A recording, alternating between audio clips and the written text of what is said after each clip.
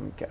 Now we're going to talk about the tendinosis, and whose origin is from the common tendon with the long head of the biceps femoris from the superior medial quadrant of the posterior portion of the ischial tuberosity. Insertion.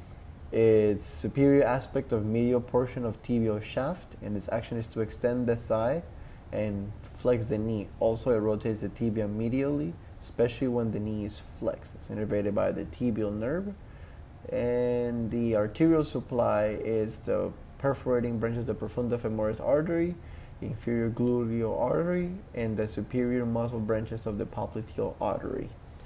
Again, I have pictures for all of this, so it's not just my words looking at this. If you just rather read that and look at that, I'm very much okay with that. Semimembranous. The origin superior to the lateral quadrant of the ischial tuberosity is the origin.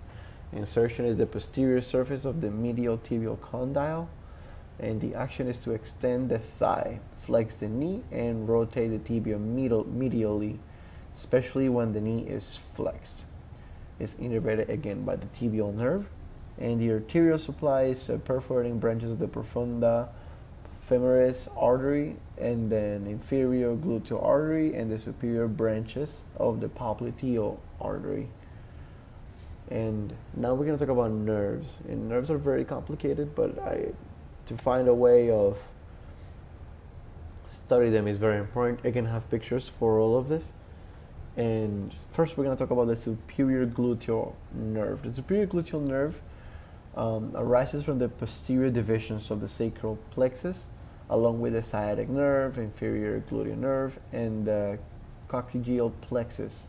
It is formed at the L4 through S1 nerve roots, and is shortly after forming access to the pelvis through the greater sciatic foramen.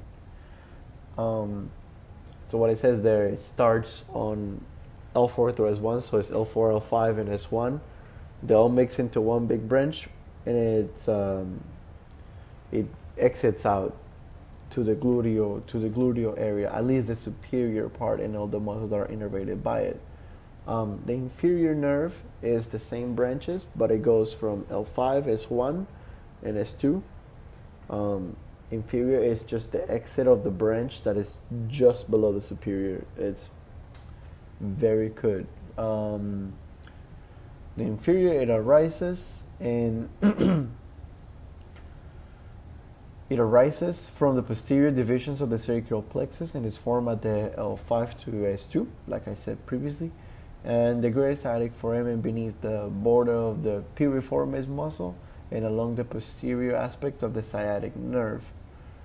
Next, the so-called piriformis nerve is again in the sacral plexus. It'll be S1 and S2, so I guess we're moving downward in the scale of the nerves of the plexus.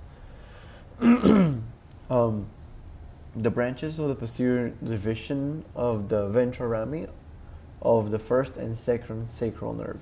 First and second sacral nerves.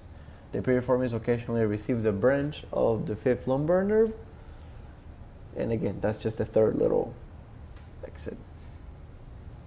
Now, the sciatic nerve is very large, so we have to study it in different portions. And first, we have the L5 through S1 part of the sciatic nerve, which is the tibial nerve, right?